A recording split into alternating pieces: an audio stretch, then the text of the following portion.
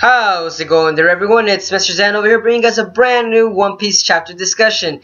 And for today's segment, folks, we are going to be looking at chapter 840, The Iron Mask. Now, this chapter, guys, is going on some kind of way that it's giving off a Star Wars reference mixed with pirates. You know, it's so hilarious that Oda is giving off that age-old story of technology, science mixing with the laws of justice. You know, it's just like that movie Equilibrium. You know, like the laws, or do we have to follow the laws, or are they actually the right thing that we're doing? You know, it's so hilarious that Oda is giving off new implications of the moralities of science, and we're back at it again, just like the Skypian arc, religion versus science. You know, this arc that's involving with the Vinsmoke, you know, it's involving that almost again with the morality versus science, you know, and that's hilarious, guys. And I didn't know we were gonna expect that with Sanji himself.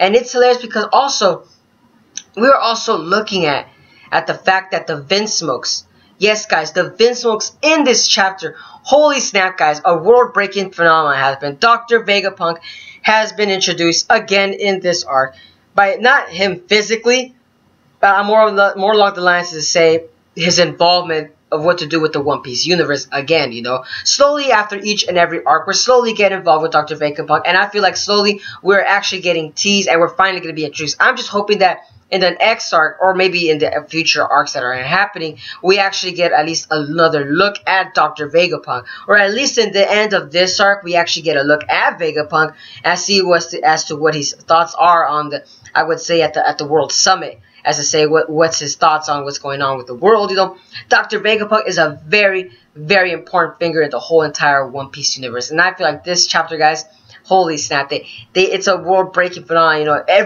every One Piece fan has been always wanting to know, who is Dr. Vegapunk? How did he become who he was to be? What is he actually doing right now? What is he doing with the world government? And you know, it's a lot of speculation as to what's surrounding him. And in this chapter, guys, Dr. Vegapunk actually was a part. I wouldn't say Dr. Vegapunk. I'm sorry. The Vinsmoke family was working with Dr. Vegapunk, or I should say the father, Judge Vinsmoke, was working with Dr. Vegapunk in his early years before he started the Germa 66. And you know, I was shocked as to see that the Vinsmoke family was part of Dr. Vegapunk's research team. And I'm just here thinking, like, who else was in the research team?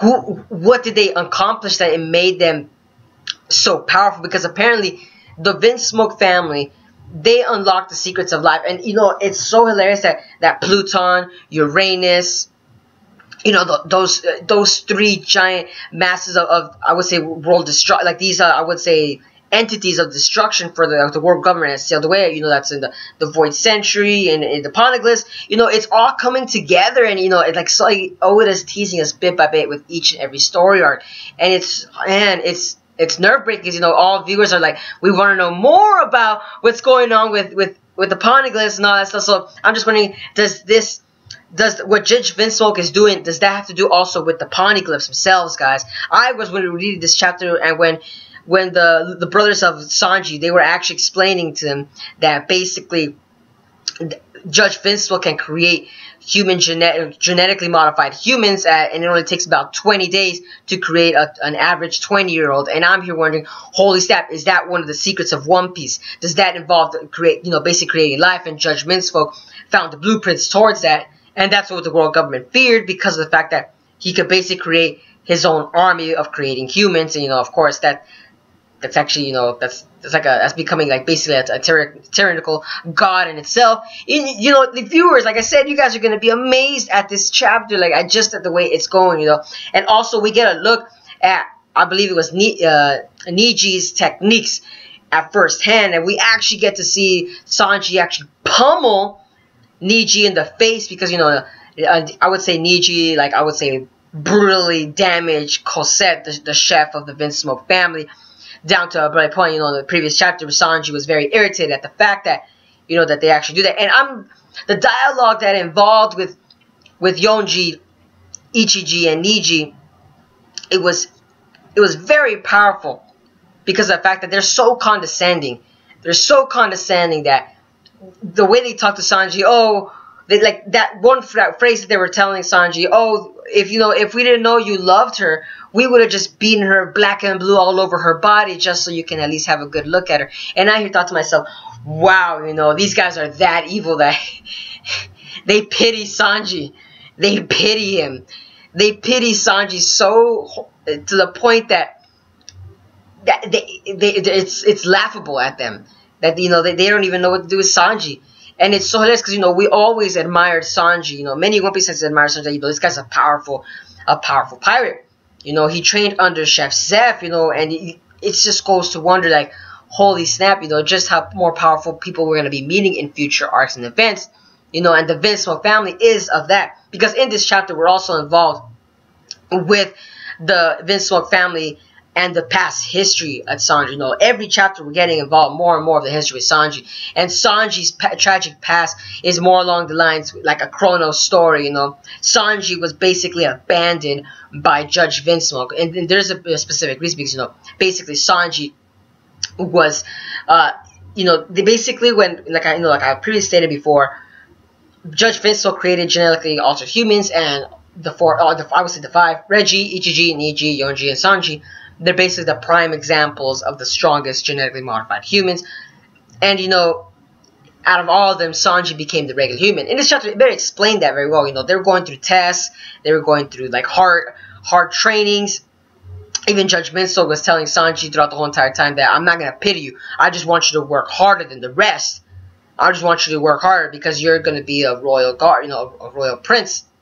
Judge Vinsmoke gave Sanji so many opportunities in this chapter, to at least live up to your royal name. But Sanji kind of kept messing. Sanji's a regular human. He's not. I would say what was that? What's that word that I'm looking for, guys? It's so hilarious. He's not mind control. It's more along the lines as to say that he hasn't been brainwashed. He hasn't been brainwashed by his father's ideals, because the other Vinsmokes, they've been brainwashed with the way that they've been living, and more of the fact that that they're on top while other humans are at the bottom. But of course, Sanji understands he's been at the bottom, so of course he's gonna look at other people as actual people, because he's been through that situation, and the other family members haven't been through that kind of situation that Sanji did, in order for them to fully understand that life really is precious. But because they're under the lines of Judge Vinsmoke and the army that he's creating, it's basically they treat life as like a simple thing. And also in this chapter, guys, the Vinsmokes, they have an exoskeleton. In the chapter, they very, very much hinted at that. And a lot of you viewers are going to be wondering, I'm sorry, like, what exoskeleton are they growing? Exoskeleton, you're thinking like, is it robotic? Is it like, like an insect, like a cicada? Like, are they growing an extra bone layered, or is it iron layered? It just goes along the lines to say what is going on with these people. Just what kind of body modification? Because even when Sanji kicked Yonji in the face, I'm sorry, it was Niji. I'm sorry, he kicked Niji in the face. You literally see Niji actually rearrange his face and say, oh, that was a pretty good kick. So it just goes along the side like, wow, does Sanji have that capability? Because Sanji seems like a late bloomer in this chapter, guys. He actually is a very powerful person, and the way that the Vinsmokes, the way they see him, I personally think, like I said, Sanji's a late bloomer. He has to be. If he's a genetically modified human, he has to be a late bloomer. He can't be a regular human. I mean, it would explain why he could do all these sorts of amazing feats, It would explain why his kicks also resemble, and his, every attacks resemble, just like the other Vinsmokes themselves. It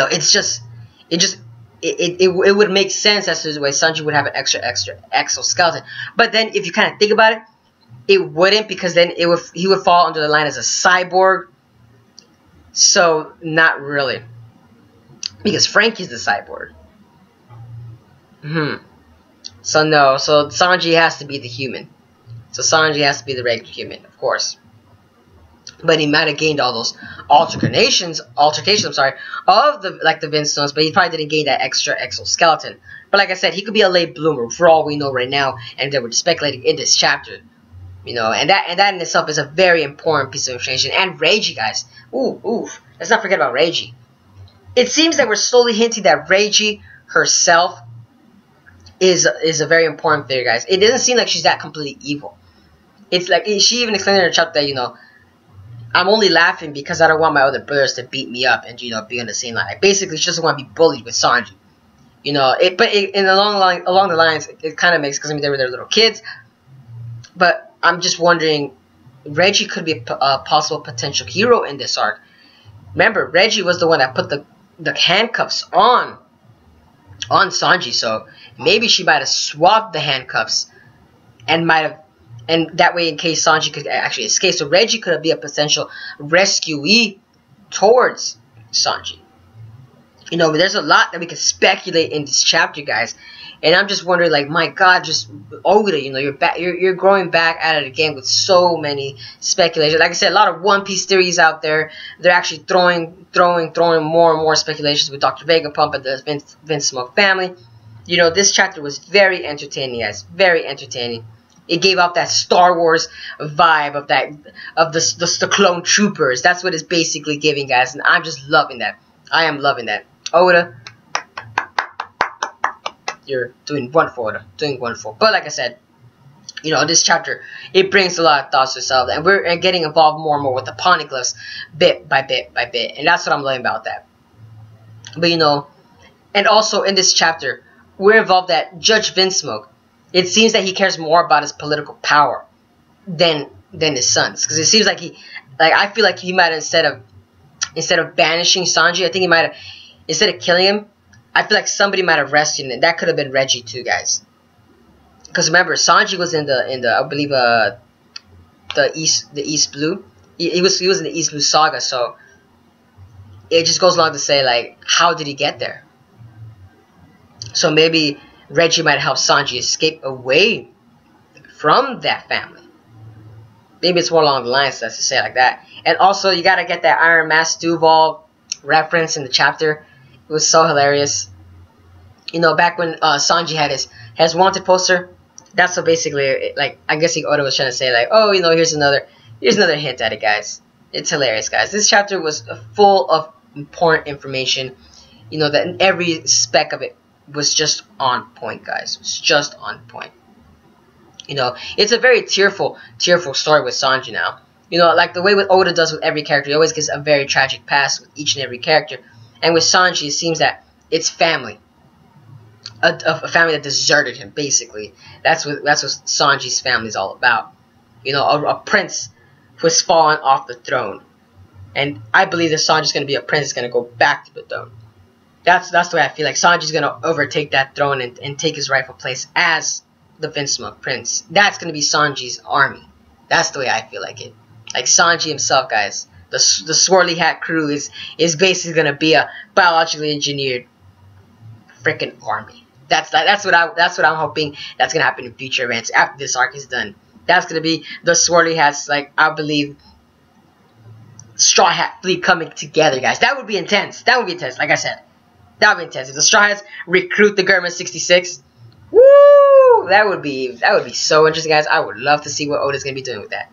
That would be so intense. But that's it for the chapter, guys. You know, most of the time it was I'm actually more interested in the fact that it's with Vegapunk, guys. It's Vegapunk. What does he have to do with all of this? Are we gonna be seeing Vegapunk in later chapters? Are we gonna be looking at Dr. Vegapunk's creation?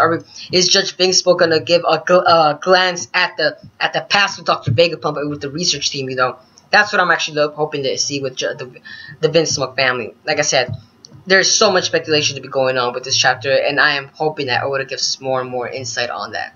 But like I said, guys, that's it for this chapter. Chapter 840 was very interesting with Dr. Vegapunk. Then, you know, let me know down in the comments below, guys. What are your thoughts on Dr. Vegapunk finally kind of shedding some light onto us right here? What are you guys' thoughts on the Vinsmoke family? And what are you guys' thoughts on Sanji? Is he still human or is he a clone? Like I said, there's so many speculations as to go on with this chapter, guys. But like I said, let me know down in the comments below. And as always, guys, if you guys enjoy my content, give a like, comment, share, and subscribe if you guys enjoy my content. And as always, guys, have a wonderful day. But this is Mr. Zen, signing out.